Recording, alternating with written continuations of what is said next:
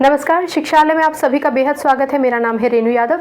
UGC net में paper number 2 education subject से हम रिलेटेड पढ़ाई कर रहे हैं। एजुकेशन में एक चैप्टर है टीचर एजुकेशन। टीचर एजुकेशन में एक टॉपिक है एनसीईआरटी, ठीक है ना। NCERT national council of education research and training. आप सबको ध्यान होगा एनसीईआरटी की किताबें हमने इस्तेमाल की। एनसीईआरटी में बहुत सारे बदलाव भी किए गए हैं जो समाचारों के माध्यम से आप तक पहुँचे ही होंगे। उसी एनसीईआरटी का आज हम डिस्कशन करने जा रहे हैं। पहली बात तो ये समझिए कि इसको गवर्न और फाइनेंस करता है गवर्नमेंट ऑफ इंडिया। एनसीईआरटी का एस्टेब्लिशमेंट हुआ था 1 सितंबर 1961। दोनों ही चीज़ें बहुत ज़्यादा इंपॉर्टेंट है, एमसीक्यू में पूछी जा सकती है। कौन गवर्न करता है?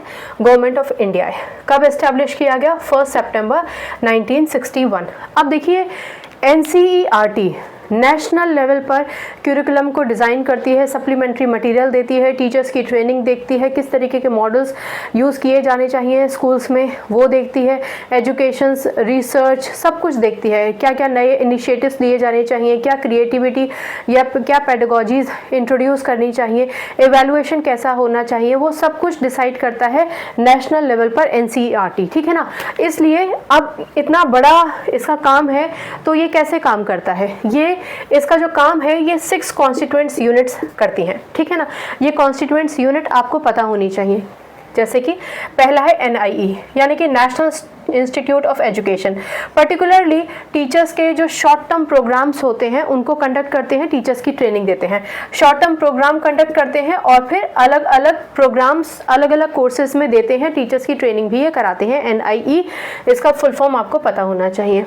दूसरा RCEs। अब आप सोच रहे होंगे यहाँ 4 क्यों लिखा है? क्योंकि एक तो NIE हो गया और RCE regional college of education, इसके 4 सेंटर्स हैं, ठीक है ना। ऑल ओवर इंडिया इसके 4 सेंटर हैं, इसलिए मैंने यहाँ पर 4 लिखा है।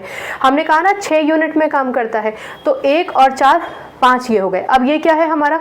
Regional college of education. Regional college of education basically आप ये मान के चलिए कि ये अजमेर भुवनेश्वर, मैं यहाँ पर लिख देती हूँ, ये इम्पॉर्टेंट है, अजमेर भुवनेश्वर भोपाल, आप सुन भी लीजिए स्पेलिंग समझ में ना आए तो, और मैसूर, ये 4 जगहों पर सेंटर्स हैं आरसीए के। ये क्या करते हैं? स्पेशल समर स्कूल्स देते हैं या फिर कॉरस्पॉन्डिंग कोर्स कराते हैं। स्पेशल समर स्कूल्स का सबसे बड़ा मकसद ये होता है कि जो बच्चे किसी भी सब्जेक्ट में पीछे रह गए हैं, कोप अप नहीं कर पाए हैं, नई टेक्नोलॉजीज़ को सीख नहीं पाए हैं, या फिर अगर उनको कॉलेज में जाने की अपनी तैयारी करनी है, तो इन सारे पर्पसेस को कॉम्बैट करने के लिए RCEs बनाए गए हैं, जहाँ पर उन बच्चों की एजुकेशन पे खास तौर से ध्यान दिया जाता है जो किसी न किसी कारण से पिछड़ गए हैं, ठीक है ना। तो इसलिए समर स्पेशल स्कूल्स चलाते हैं या फिर कम कॉरेस्पॉन्डेंस कोर्सेज भी ये चलाते हैं। इसके 4 इंस्टीट्यूट्स हैं अजमेर भुवनेश्वर भोपाल और मैसूर में। तो 4 यूनिट ये हो गई, 1 यूनिट हो गई, और 1 यूनिट है हमारी central institute of educational technology. Central institute of educational technology बहुत बड़ा काम है इसका। आप देख रहे हैं यहाँ टेक्नोलॉजी लिखा है, इसका मतलब ये हुआ कि एप्ट टेक्नोलॉजी हमें प्रोवाइड करती है। अब टेक्नोलॉजी में हम रेडियो भी हो सकता है, टेलीविज़न भी हो सकता है, मल्टीमीडिया भी हो सकता है, ऑडियो विजुअल्स भी हो सकते हैं। इस तरीके से आप ये मान के चलिए कि जितनी भी टेक्नोलॉजी रिलेटेड चीज़ें हैं, फिर भले ही उन टेक्नोलॉजी रिलेटेड चीज़ों में टीचर्स को भी ट्रेन करना हो, ये सारे के सारे काम CIT के अंदर होते हैं।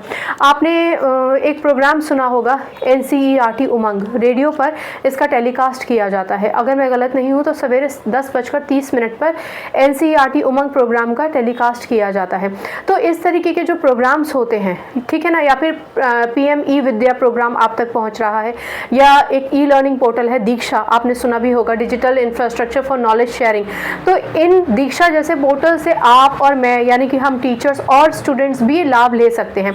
तो इन सब चीज़ों को बनाना, इन सब का काम करना, ये सारा का सारा हमारा CIET करता है। तो CIET का अगर आप देखा जाए तो क्या करता है? रेडियो, टेलीविज़न और आपका जो इंटरैक्शन मल्टीमीडिया है वो सारा का सारा ये करता है। जो रेडियो चैनल्स हैं जैसे कि ज्ञानवाणी है या फिर सैटेलाइट कम्युनिकेशन का काम भी CIT के अंडर ही आता है। इसके अलावा टीचर्स को ट्रेन करता है ये, ठीक है, टीचर्स की ट्रेनिंग तो करता ही है, टीचर्स के प्रमोशन के लिए भी काम करता है। यानी कि मॉडर्न और डिजिटली अगर टीचर्स को मॉडर्न बनाना है यानी डिजिटली साउंड करना है टीचर को, तो CIT उसमें भी बहुत बड़ी भागीदारी देता है। CIT अपने आप में एक बहुत ही बड़ा टॉपिक है, हम इसको अलग से भी डिस्कस करेंगे। NCERT के अंडर अब आप समझ गए होंगे कि डिजिटली टीचर्स को ट्रेन भी करता है, बच्चों तक कंटेंट पहुंचाना। अगर बच्चे प्रेजेंटेशन मास मीडिया या मल्टीमीडिया का उपयोग कर पा रहे हैं तो CIT की वजह से कर पा रहे हैं, ठीक है ना। तो अल्टीमेटली अब आपने ये पढ़ लिया कि NIE है, RCEs है और CIET है। ICT आप स्कूल्स में होता है ना, तो ICT भी आप CIET के अंडर ही मान के चलिए, उसी के अंडर होता है, ठीक है ना। तो ये जो दीक्षा प्लेटफॉर्म हो गई, ये सब चीज़ें आपकी इसी के अंडर आ गई हैं। 2020 में NEP आया था और तब से हम ये E-लर्निंग पर ज़्यादा काम भी कर रहे हैं, ठीक है। चलिए, अब ये हो गया हमारा, ये ICT भी गवर्न करता है, ठीक है। चलिए, इंफॉर्मेशन एंड कम्युनिकेशन टेक्नोलॉजी। अब आ जाते हैं कि ऑब्जेक्टिव्स क्या होते हैं। जब आपसे ऑब्जेक्टिव्स पूछे जाएंगे और फंक्शंस पूछे जाएंगे, तो फंक्शंस तो वो वही करेगा जो उसके ऑब्जेक्टिव्स हैं, यानी उसकी गोल क्या है, NCERT का मेन गोल क्या होता है। अब NCERT के ऊपर या एजुकेशन डिपार्टमेंट के ऊपर भारी जिम्मेदारी है। जिम्मेदारी के कई कारण हैं। जिम्मेदारी का एक कारण तो हमारा कोरोना के समय में आई हुई चैलेंजेस थे। कोरोना के समय में हम डिजिटली बहुत ज़्यादा साउंड हो गए, क्योंकि हम डिजिटली ड्रिवन हो गए थे। हमने बहुत सारा काम डिजिटल फॉर्मेट में किया था, और उस समय उससे पहले भी स्मार्ट क्लासेस आ गए थे, कंप्यूटर्स इंट्रोड्यूस हो चुके थे बहुत पहले ही, और हमें ये पता था कि धीरे धीरे अब ये पूरा ट्रांजिशन होना ही है। तो NCERT क्या करता है, undertake 8 promote and coordinate research in areas related to school education. School education से संबंधित जितने भी रिसर्च करना है, कोऑर्डिनेशन करना है या प्रमोशन करना है किसी चीज़ का, या एड किसी तरीके की मदद देनी है, तो वो सारा का सारा NCERT इंश्योर करता है कि वो अपने स्कूल्स तक, एजुकेशन डिपार्टमेंट्स तक पहुंचा सके, ठीक है ना। उसके अलावा prepare, publish model text books बनाता है। टेक्स्ट बुक्स का तो आप सभी को पता ही है। सप्लीमेंट्री मटेरियल बनाता है, ठीक है ना। सप्लीमेंट्री मटेरियल का मतलब हो गया वीडियो हो गया, एनिमेशंस हो गया, प्रेजेंटेशंस हो गए, या फिर किसी और तरीके का मटेरियल जो स्कूल्स को हेल्प कर सके, एजुकेशन को बेहतर बनाने के लिए वो प्रोवाइड करता है। Newsletters, journals. अच्छा, एक जनरल है हमारा, ठीक है ना, उसको याद रखिएगा, वो है IER, इंडियन एजुकेशन रिव्यू, ठीक है ना। ये जर्नल है, ये NCERT ही पब्लिश करता है, और इस तरीके के बहुत सारे लिटरेचर भी पब्लिश करता है, ठीक है ना। तो IER का बेसिकली काम क्या होता है, एनहांस करना, प्रैक्टिकल और थ्योरेटिकल जितना भी डेटा हमारे पास आया है एजुकेशन को बेहतर बनाने के लिए, वो इस जनरल के हिसाब से आप तक पहुंच जाता है। क्या है, इंडियन एजुकेशन रिव्यू, IER, ठीक है। चलिए, organize pre service, in service training. आपको पता ही है कि प्री सर्विस का मतलब है अभी तक हमने सर्विस ज्वाइन नहीं की है, हम सर्विस ज्वाइन करने के लिए, टीचिंग सर्विस ज्वाइन करने के लिए अगर किसी कोर्स में, किसी डिप्लोमा या डिग्री कोर्स में अपने आप को एनरोल कर रखा है, तो उन टीचर्स को जो ट्रेनिंग मिलनी चाहिए उन सब का ऑर्गेनाइजेशन NCERT करता है। और भी बॉडीज़ हैं, पर हम अभी NCERT की बात कर रहे हैं। और इन सर्विस जो टीचर्स ट्रेनिंग में आ गए हैं उनकी भी ग्रूमिंग हो, इसको भी वो इंश्योर करता है। आपको ये पता ही है कि NCERT 50 घंटे का CPD देने का उन्होंने अपना एक सिस्टम तय किया है। CPD का मतलब कंटिन्यूअस प्रोफेशनल डेवलपमेंट। इसका क्या मतलब होता है, टू एम्फसाइज ऑन कंटेम्प्रेरी पेडागोजीज। जब हम पहले पढ़ते थे, आप यदि मेरी उम्र के हैं या मुझसे भी ज़्यादा उम्र के हैं, तो आप कनेक्ट करेंगे कि हमारे यहाँ सिर्फ लेबोरेटरीज होती थी, और उन लेबोरेटरीज में भी हमें लेकर जाया जाएगा या नहीं इसकी कोई बाध्यता नहीं थी, या इसको कोई सुनिश्चित भी नहीं करते थे। सिर्फ हम 11th-12th में आ जाएंगे तो कुछ एक्सपेरिमेंट्स हैं ही मैंडेटरी, कंपलसरी, इंडिस्पेंसेबल, आप अवॉइड नहीं कर सकते, तो उसके लिए तो हम लैब जाते ही थे। लेकिन इसके अलावा बाकी कितने पेडागोजीज का इस्तेमाल किया जाता था, कितने शिक्षण में नवीनताएं इंट्रोड्यूस की गई थी, ठीक है ना। तो NCERT का ये काम है कि कंटेम्प्रेरी पेडागोजीज लेकर आए जाए। समय जिस हिसाब से चल रहा है उस हिसाब से हमारे टीचर्स और हमारे स्टूडेंट्स को शिक्षा मिले, यह इंश्योर करने के लिए इन्होंने 50 घंटे का CPD, ठीक है ना, continuous professional development courses teachers के लिए इन्होंने डिज़ाइन किए हैं। चलिए, फिर collaborate and network with state education department. देखिए, अब आप ये समझिए कि हमारे पास जितने भी एजुकेशन डिपार्टमेंट्स हैं, स्टेट लेवल पे SIET हो, उनको भी ये एडवाइस करता है NCERT, उनके साथ कोलैबोरेट करता है, अलग अलग इंस्टीट्यूशंस के साथ कांटेक्ट में रहता है। इंस्टीट्यूशंस में आपके NIE, CIET और RCEs आ जाते हैं। Act as a nodal agency for achieving goal. Nodal का क्या मतलब होता है? एक सेंट्रल पोजीशन जहां से आप कोऑर्डिनेट करके चलेंगे। तो यदि एक सेंट्रल पोजीशन है जहां से आप एक बड़े लेवल पर कोऑर्डिनेशन स्थापित करेंगे या एनहेंस करेंगे या प्रमोट करेंगे अपनी दी हुई किसी भी एजुकेशनल रिफॉर्म को, रिसर्च को, एजुकेशन को, पेडागॉजी को, तो ये एनसीईआरटी एक नोडल एजेंसी की तरह काम करती है। नोडल एजेंसी आपको समझ में आ गया? चलिए, हाँ, तो ये एक स्टेट एजुकेशनल डिपार्टमेंट से और इंस्टीट्यूशन से लगातार संपर्क बना के रखती है, कांटेक्ट करती है, कोलैबोरेट करती है। संपर्क बनाना का मतलब कि अपना मटेरियल उनसे साझा करेगी। कोलैबोरेट करने का मतलब होता है उनसे मिलजुल कर काम करेगी, उनके आइडियाज़ लेगी, अपने आइडियाज़ लेगी और एक बेहतर इन्फॉर्मेशन, एक बेहतर एजुकेशन देगी। इससे आप ये भी समझिए कि ये क्यों ज़रूरी है। इसलिए ज़रूरी है क्योंकि आप जैसे जैसे आगे बढ़ रहे हैं तो आपके पास बहुत सारी चीज़ें हैं। बहुत सारी चीज़ें मतलब कि अलग अलग सब्जेक्ट्स इंट्रोड्यूस हो रहे हैं। पहले आप चले जाइए, लिमिटेड सब्जेक्ट्स होते थे, अब सब्जेक्ट्स बढ़ रहे हैं। तो जितने सब्जेक्ट्स बढ़ रहे हैं उनकी सही जानकारी पहले तो एजेंसीज तक पहुँचे, उन एजेंसीज तक जो एजुकेशन को संभालते हैं, ठीक है, उनके क्रियान्वयन में मदद करते हैं, उन इंस्टीट्यूशंस तक पहुँचे।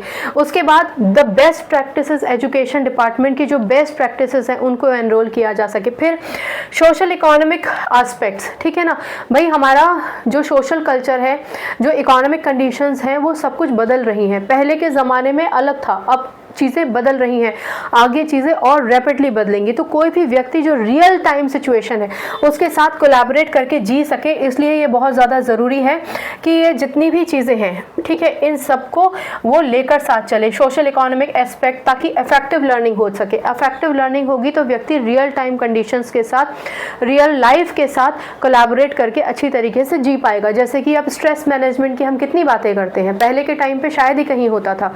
अब स्कूल में काउंसलर्स भी होते हैं, बच्चों की काउंसलिंग करते हैं। तो ये सब चीज़ें क्यों आई? क्योंकि जैसे जैसे समय बदला, सोशल कंडीशंस बदली, जैसे जैसे बदलाव आते जा रहे हैं, अब हम बच्चों को कितना कुछ सिखा रहे हैं। अब एनईपी के माध्यम से तो आप बच्चों को बहुत अर्ली स्टेजेस में ही उनको उनकी चॉइस के डिपार्टमेंट में डालकर उनको ग्रूम करने की कोशिश करेंगे, ताकि वो बहुत बेहतर तरीके से अपने आप को स्टैंड कर पाएँ, अपने सोशली अपने आप का अपना एक स्टेटस बना पाएँ, ठीक है ना। चलिए, act as a clearing house for ideas and information and matter related to school education. अब यहाँ ये क्लियरिंग हाउस क्या होता है? क्लियरिंग हाउस का मतलब हो गया एक सेंट्रल ऑर्गेनाइजेशन या वो एजेंसी जो जितनी भी इंफॉर्मेशन है, एजुकेशन रिसोर्सेज हैं, डेटा कलेक्शन है, किसी भी डिसिप्लिन से रिलेटेड जो भी इंफॉर्मेशन होगी वो सारी की सारी कलेक्ट करेगी। दोबारा से सुनिए, ये एक क्लियरिंग हाउस है। क्लियरिंग हाउस का मतलब एक ऐसा ऑर्गेनाइजेशन, एक ऐसी एजेंसी जो सारे डेटा डिफरेंट इंस्टीट्यूट से रिलेटेड, जो डिफरेंट डिसिप्लिन्स के रिसोर्स मटेरियल्स हैं, वो ये सारे के सारे चीज़ें एकेडमिक ग्रोथ के लिए जो ज़रूरी हैं उनको अपने पास रखेगी, इकट्ठा कर लेगी। For ideas and information and matter related to school education, और स्कूल एजुकेशन को और बेहतर बनाने के लिए वो उन आइडियाज़ को कलेक्ट करके और उसके बाद फिर सब तक अपने नेटवर्क तक पहुंचाएगी और फिर वो नेटवर्क फर्दर उनको स्कूल्स तक पहुंचाएंगे। चलिए, NCERT universalization of elementary education. Universalization of elementary education का क्या मतलब हुआ? एलिमेंट्री एजुकेशन ही क्या है? 8वीं तक की कक्षा की पढ़ाई आपकी मस्ट होनी चाहिए। अब ये 8वीं तक की जो कक्षा की पढ़ाई है, ये किसी व्यक्ति विशेष, किसी परिवार, किसी समाज या समाज के तबके को ही नहीं मिलनी चाहिए। ये बर्थ राइट है, सबको मिलनी चाहिए ये एजुकेशन। इस बात को इंश्योर करता है एनसीईआरटी और इस धारणा को प्रमोट करता है। इसी को हम कहते हैं यूनिवर्सलाइजेशन ऑफ एलिमेंट्री एजुकेशन। तो ये जितने भी हैं ये हमारे हो गए ऑब्जेक्टिव्स, ठीक है ना। इसमें बहुत सारे ऑब्जेक्टिव्स मैंने यहाँ पर लिख दिए हैं, ये सब अलग अलग ऑब्जेक्टिव्स हैं, ठीक है ना। बहुत सारे पॉइंट्स मैंने यहाँ पर पेंसिल से भी लिख रखे थे, उसकी जगह नहीं थी, पर सारे पॉइंट्स आप तक पहुँच गए हैं। इसके अलावा और कोई पॉइंट्स है नहीं। यहाँ एक पॉइंट रह गया है, develop and disseminate innovative educational technique and practices. Disseminate का मतलब होता है प्रसार करना, यानी एनसीईआरटी अलग अलग इनोवेटिव एजुकेशनल टेक्निक बनाता है, उन प्रैक्टिसेस को लागू करने के लिए उनका प्रसार भी करता है, ठीक है ना। जैसे कि मैंने आपसे कहा कि ई पोर्टल, अब ई पोर्टल का इस्तेमाल हर बच्चे तक कैसे पहुँचे, हर टीचर तक कैसे पहुँचे। ई विद्या अवेलेबल है दूरदर्शन पे, तो आपको फ्री में ही अवेलेबल है, ठीक है, उसका आप उपयोग कर सकते हैं। इसके अलावा दीक्षा पोर्टल, इसका आप इस्तेमाल कर सकते हैं। ज्ञानवाणी, इसके ज़रिए आप सुन सकते हैं। एनसीईआरटी, खुद एनसीईआरटी उमंग के नाम से एक रेडियो पर प्रोग्राम देती है। तो ये क्या है, ये नए नए तरीके हैं जिससे हर एक बच्चे तक पहुँचा जा सके और हर एक बच्चा, हर एक टीचर हम तक पहुँच सके, यानी इन तक पहुँच सके, ठीक है।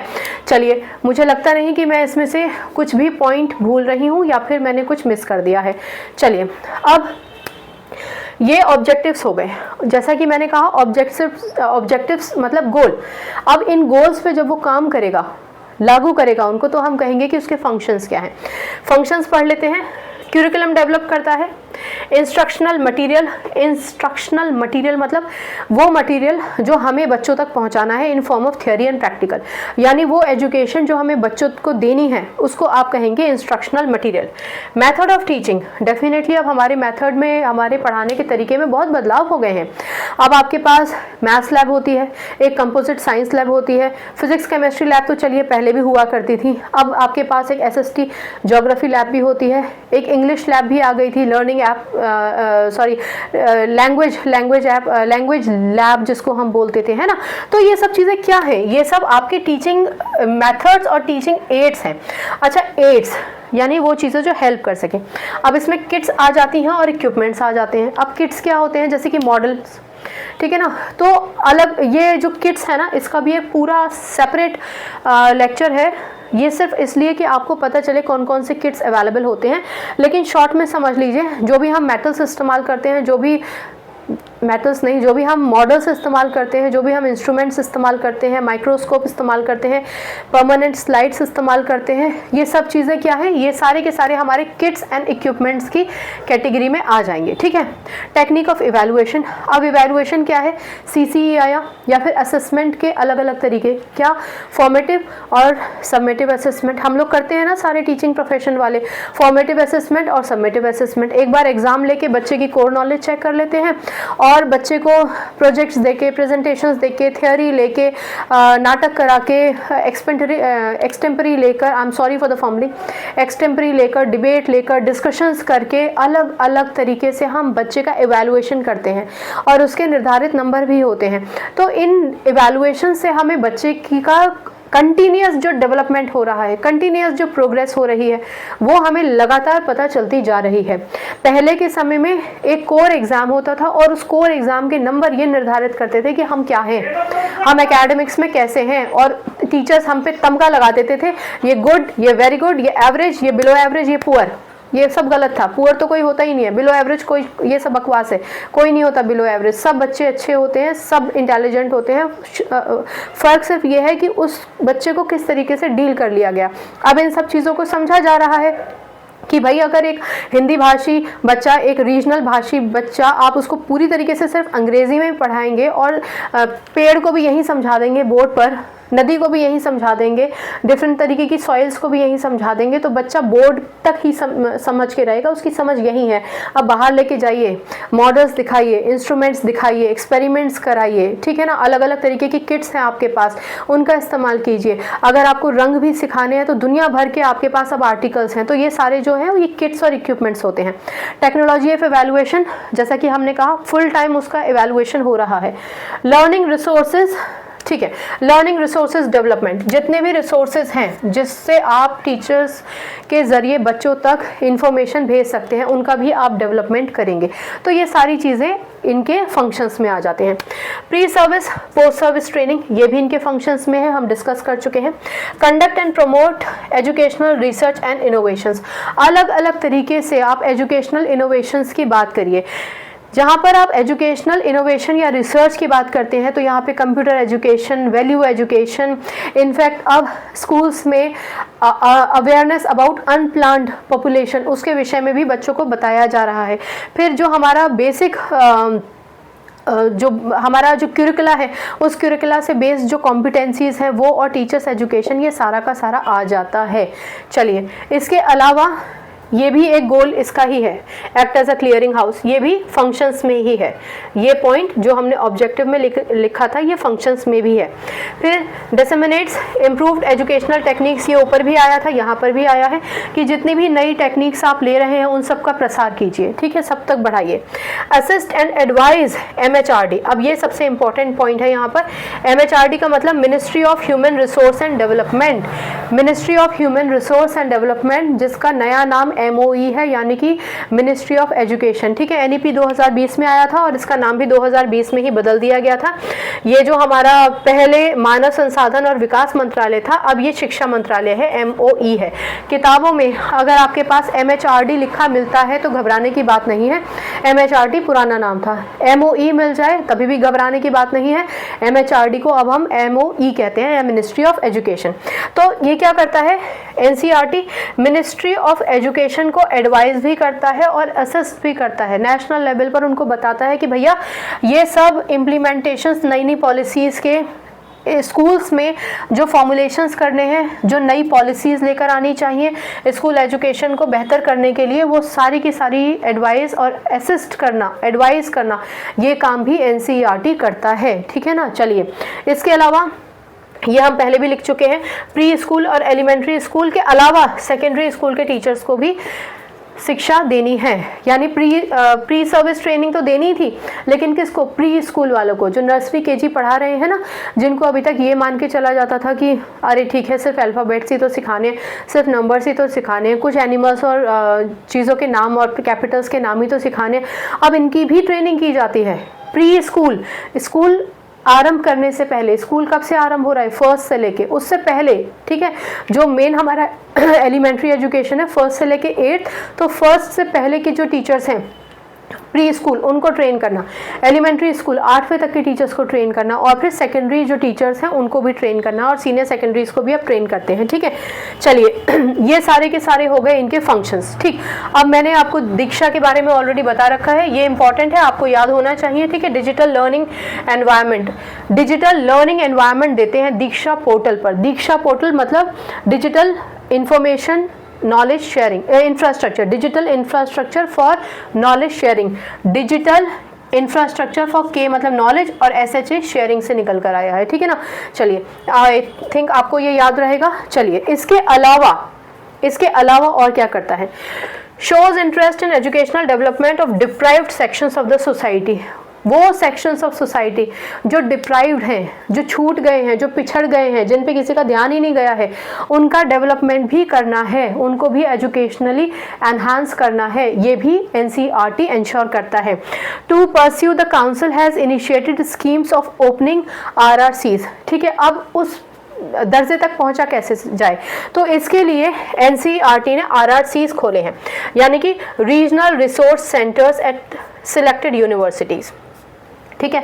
कुछ हमारे एजुकेशनल इंस्टीट्यूट्स एक पर्टिकुलर तरह की पढ़ाई देते हैं और ओवरऑल डेवलपमेंट बच्चे का नहीं हो रहा है, तो ओवरऑल डेवलपमेंट बच्चे का हो, इसलिए NCERT ने अब ये इनिशिएट किया है कि वो बच्चा जो एक तयशुदा क्यूरिकुलम पढ़ रहा है या फिर एक पर्टिकुलर डिज़ाइन कंटेंट ही पढ़ रहा है, उस तक पूरी की पूरी साइंस भी जाए, टेक्नोलॉजी भी जाए, स्टेम इसका मतलब साइंस टेक्नोलॉजी, ठीक है ना, इंजीनियरिंग मैथमेटिक्स, ये सब चीज़ें भी जाएं, इसलिए इन्होंने RRCs खोले हैं, ठीक है। RRCs का मतलब होता है रीजनल रिसोर्स सेंटर्स, और सिलेक्टेड यूनिवर्सिटीज़ में है। अभी हमारे पास 2 RRCs हैं, कहाँ पर, अलीगढ़ मुस्लिम यूनिवर्सिटी जिसे हम AMU कहते हैं, और जामिया मिलिया इस्लामिया, ठीक है, यहाँ पर ये सेंटर्स खोले गए हैं ताकि कोई भी सेक्शन ऑफ सोसाइटी ऐसा ना हो जाए जिसको दुनिया में क्या टेक्नोलॉजी आई है, क्या साइंस आई है, क्या इंजीनियरिंग मैथमेटिक्स आई है, क्या इनोवेशंस आए हैं, क्या क्रिएटिविटी है, सोशियो इकोनॉमिक कंडीशंस कैसी हैं, उन सब से वो डिप्राइव ना रह जाए, उसको सब पता हो, ठीक है ना। चलिए, तो ये है हमारा NCERT के बारे में। CIT का कुछ कंटेंट मैंने यहाँ लिख रखा था, आपको बता भी दिया है, ठीक है। चलिए, एक और चीज़ ये मैंने आपको बता दी है, फिर भी ये NCERT डिजिटल रिसोर्सेज बनाता है, जैसे कि ई-बुक। सिमुलेशन का मतलब है कि कोई ऐसी चीज़ जो वास्तविक में जैसी है वैसा हम बनाने की कोशिश करते हैं, जिसे हम आम भाषा में मॉडल कहते हैं। तो मॉडल्स बनाना, इंटीग्रेटेड आर्ट्स, इंटीग्रेटेड आर्ट्स और इंटीग्रेटेड स्पोर्ट्स को भी आगे बढ़ाना। क्यों? ताकि होलिस्टिक डेवलपमेंट हो सके, ताकि बच्चा एनहांस कर सके, बच्चा जिस फील्ड में जाना चाहता है वो भी कर सके, क्रिएटिविटी बना सके, होलिस्टिक डेवलपमेंट अपना कर सके, ठीक है ना। तो ये सारे की सारी चीज़ें आपके लिए इंपॉर्टेंट है। इसके अलावा एक दो पॉइंट्स जो यहाँ लिखे हैं वो भी सुन लीजिए। NCERT promotes teacher innovation skills. अच्छा, एनसीईआरटी ने टीचर बहुत बेहतरीन तरीके से इनोवेशंस के साथ, नई नई क्रिएटिविटी के साथ, नए टेक्नोलॉजीज के साथ पढ़ाए, उसको प्रमोट करने के लिए NCERT national award for innovative practices and experiments ये इन्होंने चलाया है, ठीक है ना। एक इनिशिएट है इनकी तरफ से, तो ये इनिशिएट टीचर्स को और इनोवेटिव बनाने में हेल्प करता है। क्या नाम है? National award for innovative practices and experiment. NCERT identifies, promotes, provides seed money for innovative practices and experiment. ठीक, क्या करता है?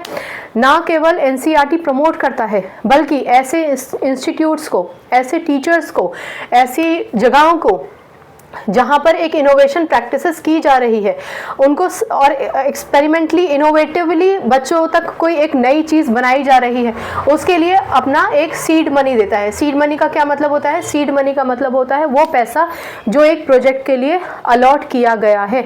इसलिए कुछ स्कूल्स आपने देखा होगा बहुत बेहतर कर जाते हैं, बहुत बेहतरीन मॉडल्स बना जाते हैं, रॉकेट्स वगैरह बना लेते हैं, साइंस टेक्नोलॉजी में बहुत आगे बढ़ जाते हैं, क्योंकि एनसीईआरटी इन सबको प्रमोट करता है। और उसके लिए national award for innovative practices and experiment ये उसका एक इनिशिएटिव है, ताकि वो लोगों को प्रमोट कर सके, टीचर्स को प्रमोट कर सके, स्कूल्स को प्रमोट कर सके, जो एक लाइन से अलग हटके कुछ करना चाहते हैं, बहुत आगे बढ़ना चाहते हैं। सभी बढ़ना चाहते हैं, लेकिन सब एक धारी पे चल रहे होते हैं और कुछ उससे भी ऊपर करना चाहते हैं।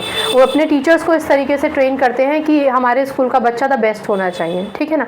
तो ये सारे तो स्कूल्स की रिस्पॉन्सिबिलिटी है, टीचर्स की रिस्पॉन्सिबिलिटी है, ठीक है। ये सारे के सारे आपके पॉइंट्स थे, हमने सब डिस्कस कर लिया है। इसके अलावा conceptual thinking, discussion based thinking, first ये सब हम डिस्कस कर चुके हैं कि भाई थिंकिंग और क्वेश्चनिंग स्किल्स को एनहांस किया जाए, इसलिए इस तरीके के बहुत सारे चेंजेस एनसीईआरटी लेकर आता है, ठीक। चलिए, तो ये पूरा टॉपिक था एनसीईआरटी का। इसमें कुछ चीज़ें मैंने आपको एक्स्ट्रा भी बताई हैं, कुछ चीज़ों का डिस्कशन, जैसे सीआईटी क्या क्या मॉडल्स क्या क्या होते हैं, किट्स क्या क्या इस्तेमाल की जाती हैं, उसका एक सेपरेट टॉपिक मैं बना दूंगी लेक्चर के फॉर्म में, और वो टीचर्स को भी हेल्प करेगा समझने के लिए कि किस तरीके के मॉडल्स आप इस्तेमाल कर सकते हैं अगर अभी तक इस्तेमाल नहीं किए हैं तो। इसके अलावा ज्ञानवाणी और ई विद्या या फिर दीक्षा पोर्टल या एनसीईआरटी उमंग प्रोग्राम जो सुबह 10:30 बजे आता है, 10 साढ़े 10 बजे आता है, एक बार आप देख लीजिएगा, रोज़ ही आता है, आप उसको ज़रूर सुनिए, बहुत ही बेहतरीन प्रोग्राम है टीचर्स के लिए। ये सारी जो ई प्लेटफॉर्म्स मैंने अभी आपको बताए हैं या जो सीआईटी के इनिशिएटिव्स हैं जो मैंने अब तक आप तक पहुँचाए, वो आप ज़रूर एसेस कीजिए, आपको बहुत हेल्प मिलेगी। इनोवेशंस और टेक्निक्स आप कैसे डेवलप कर सकते हैं घर बैठे, आपको वो मिलेगा। बहुत कुछ मिलता है हमें इन सब प्लेटफॉर्म से और इस तरीके के रेडियो प्रोग्राम से, टेलीविज़न प्रोग्राम से, ठीक है। वेल, इन टॉपिक्स में अगर कुछ समझ में ना आया हो तो बेहिचक पूछ लीजिएगा, और बाकी एजुकेशन, शिक्षा सब्जेक्ट से अपनी केमिस्ट्री, अपना संबंध अच्छा बनाइए, शिक्षा ले आइए। अगली बार मिलने तक अपना ख्याल रखिए, खुश रहिए, सकारात्मक रहिए, और आप ज़रूर जीतेंगे, ऐसा भरोसा हमेशा बनाकर रखिए। नमस्कार।